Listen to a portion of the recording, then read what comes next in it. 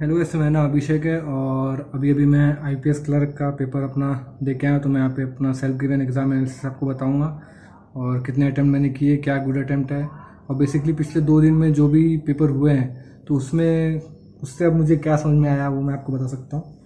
तो अगर मैं अपने शिफ्ट की बात करूँ तो मेरा आज डे 2 में थर्ड शिफ्ट था। 1:30 बजे वाला रिपोर्टिंग टाइम था। तो रीजनिंग सेक्शन पहले आया, क्वांट देन इंग्लिश आया था। तो रीजनिंग मेरा पेपर मैं बोलूँ तो लेवल बहुत इजी था।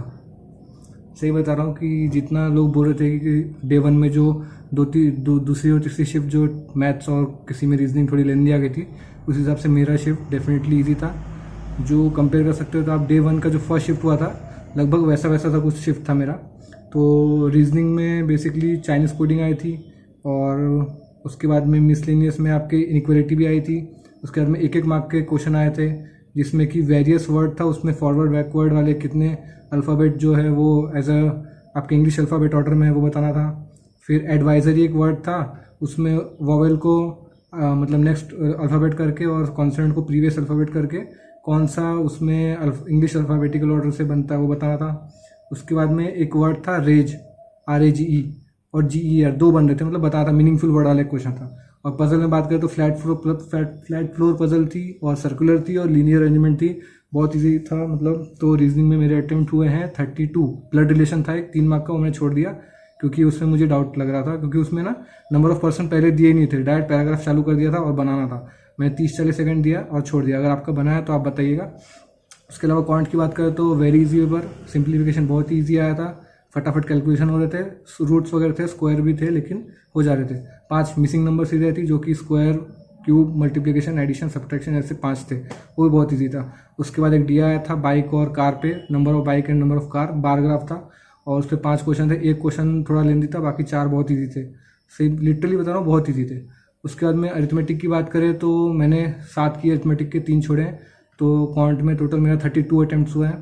तो क्वांट का भी सेक्शन इजी था। अरिथमेटिक में 1-2 क्वेश्चन वेरिएबल वाले थे, बाकी तो नॉर्मल था पूरा पेपर क्वांट का।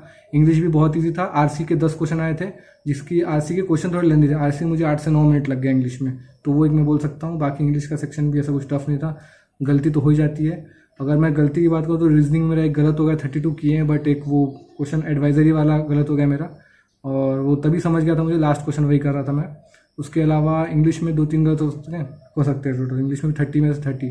तो ओवरऑल मैंने 94 अटैम्प्ट किए, 94 तीनों सेक्शन मिला के। अगर मैं बात करूँ कट कुट के भी 80+ तो मार्क्स आने ही, 85 के अराउंड। तो शिफ्ट में नॉर्मलाइजेशन हो सकता है, जैसे होगा क्या, जिनकी कल सेकंड और थर्ड शिफ्ट थी उनके मार्क्स बढ़ सकते हैं।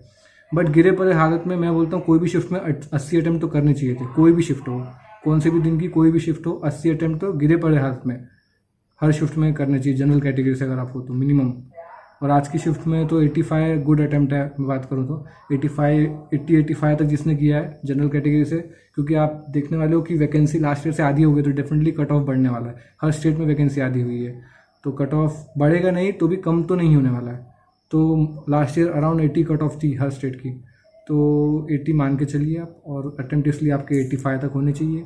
जो हार्ड शिफ्ट है उसमें 80 भी अटैम्प्ट है तो अच्छे हैं, क्योंकि वो नॉर्मलाइज होकर बैलेंस आउट कर ही देंगे। तो ऐसा था आज का रिव्यू। मेरे थे 94 अटैम्प्ट्स। बाकी इस शिफ्ट में जिसने भी दिया अपने अटैम्प्ट शेयर कीजिए और थैंक यू। इस चैनल को सब्सक्राइब कीजिए एंड बाय बाय।